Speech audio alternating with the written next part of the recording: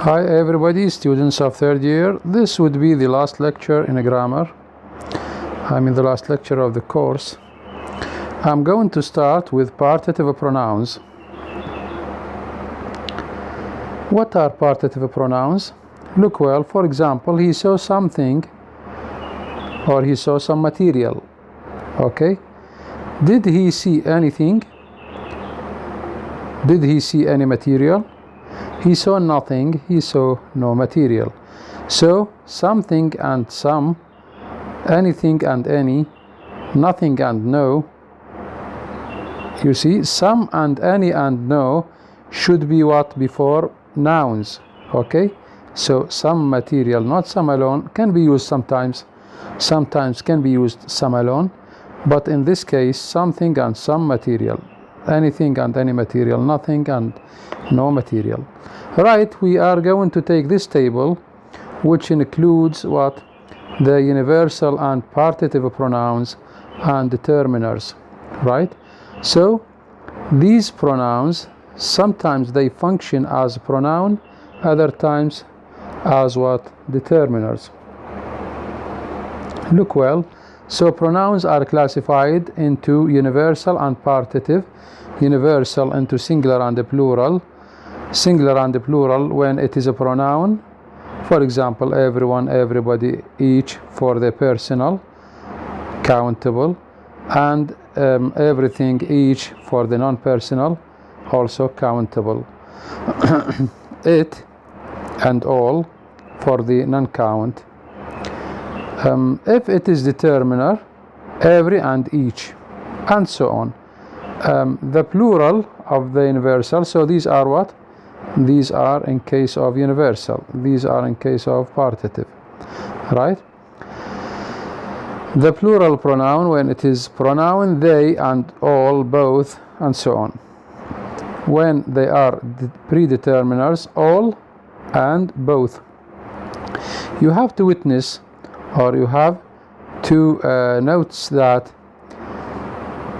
the predeterminers are what? Pronouns which are used before what? Before the noun. So you say all, for example, the books, both students, right? And so on. So predeterminers are used what? Before the nouns. Then we go to what? To the partitive, which are classified into what? Into assertive, non-assertive, and negative. Also, these are what? Pronouns. What are the assertive pronouns? They are someone, right? Something, and some. What are the non-assertive pronouns? Anyone, anybody, anything. What are the negative pronouns? No one, nobody, nothing, right? And none. Right?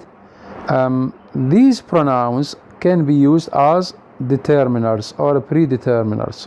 You see? Look well. So these pronouns are used as what? Determiners or predeterminers. So you have to pay attention to these pronouns. Right? Also, they can be used as personal and non-personal, or countable and non-countable. This diagram is very important. You need to what? To read it very well. Good. Now we come to more classification about what? The non-assertive usage. And what are the non-assertive pronouns? Look well. The non-assertive, the contexts which require the any series or non-assertive forms chiefly involve, what are these? The negative. This is number one. Okay? So what do we use? We use not, never, no, neither, nor. Right? Good. The second one are what? The incomplete negatives. Hardly. This is the second group, or the second position. Hardly, little, few, least, and seldom. 3. The implied negatives. So what do we use before? Fail, prevent, reluctant, hard, difficult, etc. And comparisons with, for example, to. The fourth position, or the fourth case in which we use what? Questions and conditions. With the questions and conditions, what do we use? We use the non-assertive forms. There are some examples about this case,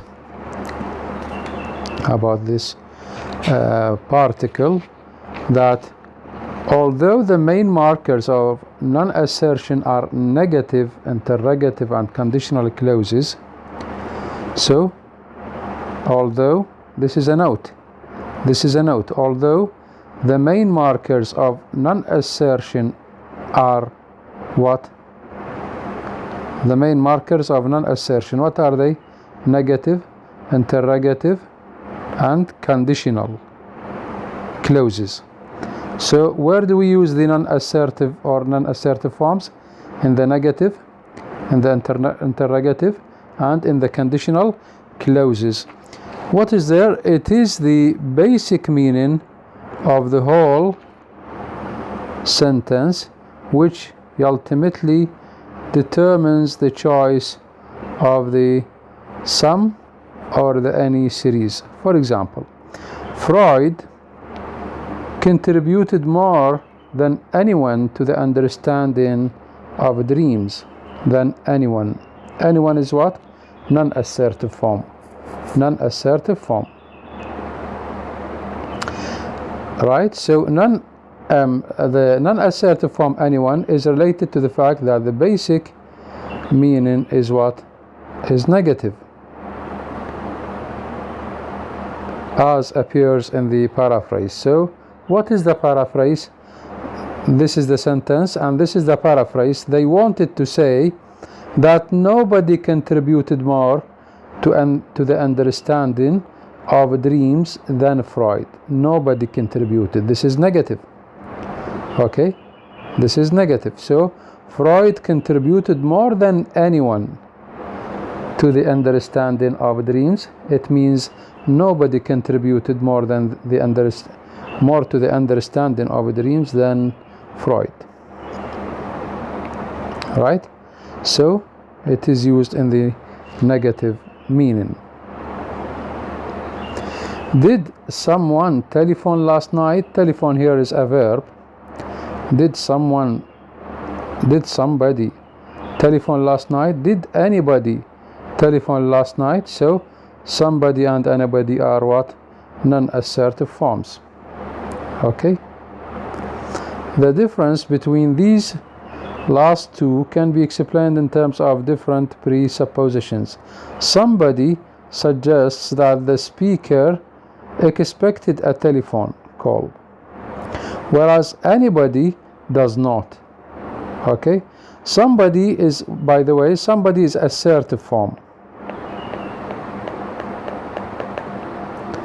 and anybody is non-assertive.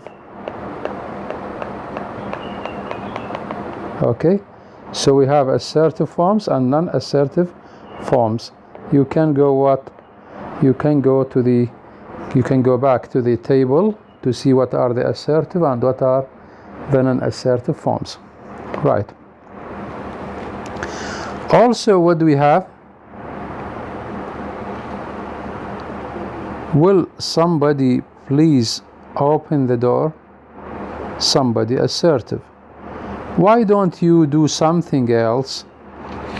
Okay, why don't you do something else? Something and somebody are what? Are assertive forms. Right.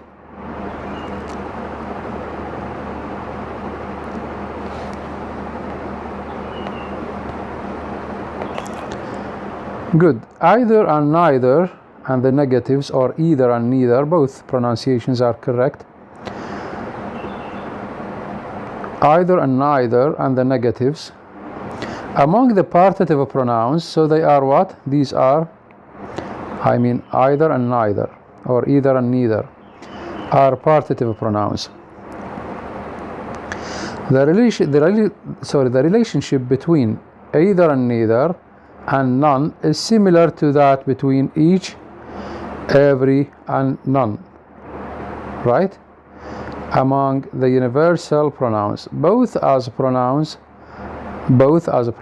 and as determiners. Either and neither have in fact a strictly dual reference.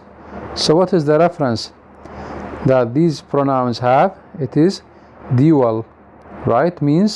Dual means two. Dual means it has the meaning of two. Dual, this is a dual in number. Dual in number, not a dual in gender, because we have dual in number and a dual in gender, right? So this is not a dual in gender, it is a dual in number. How many? There are two persons.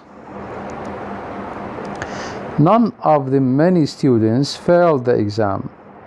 None of the 30 students failed the exam.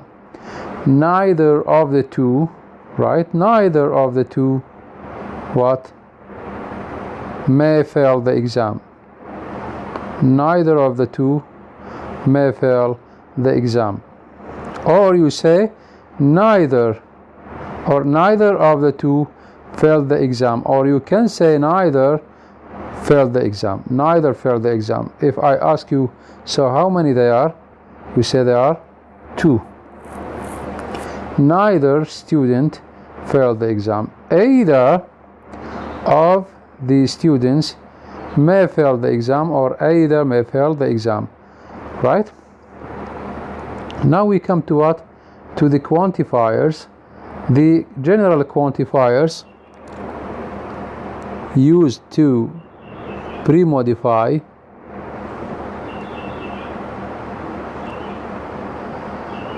or they are used pronominally are what? The mutual, many and much, many and much. They are quantifiers. They are used pronominally, okay? The nominal, which is the noun phrase, pronominal instead of the noun phrase, okay? Like the pronoun. You see, what is the pronoun? The pronoun is to use an expression which is he, she, it instead of the noun, so it replaces the noun. The pronominally, it replaces the nominal phrase. So many and much. This is what it has the meaning of mutuality, mutual. The second is what? It is vocal. The second is vocal. So the first is mutual, the second is vocal, right? So the mutual quantifier, they are much and many. The vocal are few and little. And the third group, several and enough. So these are what? The quantifiers which have the meaning of non-assertion or negation, right? What are they? They are many, much, few, little, several, enough. Their use in respect to count and non-count reference matches what? The position outlined in connection with their determiner function. And this is explained before in 4.13. Now we come to what? To the numerals. The numerals, the uses of one can be used in these meanings. Either it is a numerical one, or it is what? Replacive one, or it is indefinite one. These are the different meanings of one. For example, in the numerical one, we say, I need a nail. I can take a nail outside, then I say, I need one, right? I need some nails. I need some. The one boy, or the one pen, or you say one of the boys and one of the pens, right? What is in these examples? In these examples, the type of one is what? It is numerical. Numerical يعني عددية, for number. The second one is what? The second one is for what? For replacive, which is replacive one. Example, I'm looking for a particular book on syntax. Is this the one you mean? Is this the one you mean? One here is instead of the particular book on syntax. So it is what? It is replacive. I'd like a drink, but just a small one. I thought you preferred large ones. Large ones. Large ones, right? What are these ones?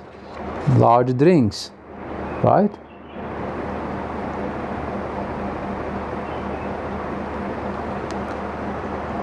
Good. The third one is what? It is the indefinite one, which means people in general. By the way, this one, replacive, is an anaphoric. Anaphoric means it refers to something before. Okay? And this is what? A pragmatic term. Anaphora and cataphora. Right? Anaphoric means referring to something before, something said before, and here we use one instead. Good. Indefinite one means people in general. So what do we say? We say, would one think they would run a later bus than that? Would one think they would run a later bus than that? You would think they would run what? They would run a later bus than that. So one here is what? Indefinite one. One can't be too careful. Can one?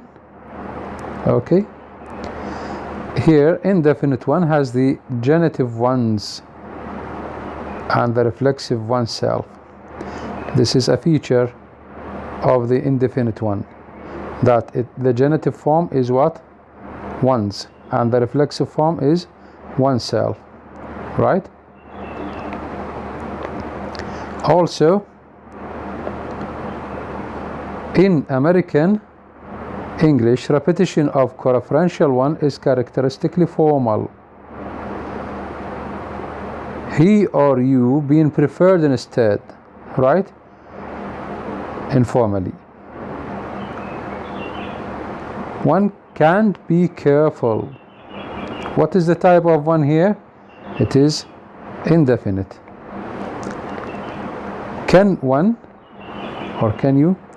Right, now we have what? Cardinal and numeral numbers, right? Cardinal and the numeral numbers. We have 1, 2, 3, 4, 5, 6, 2 million. These are what? Cardinal numbers. And we have what? First, second, third, fourth. These are what? Ordinal numbers.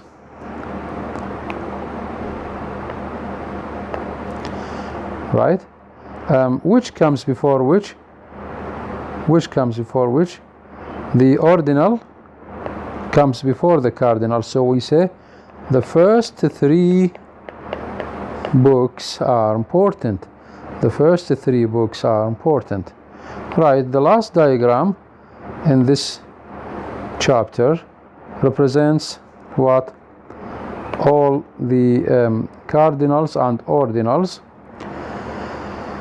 and the general cardinals and ordinals from what? 0 or notes. Sometimes they say note means 0. There is no ordinal number for 0, and we say 1 first. This is in writing form. This is in digital form or number form. Okay. 2, second, and here second as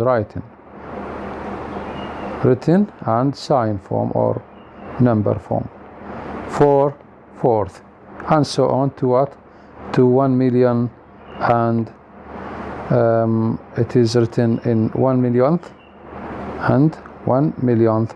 This is the written form. So 1 million thanks for your witness and for your time, for listening and attention throughout the course, all the lectures of this course. Thank you, and see you in the coming lectures.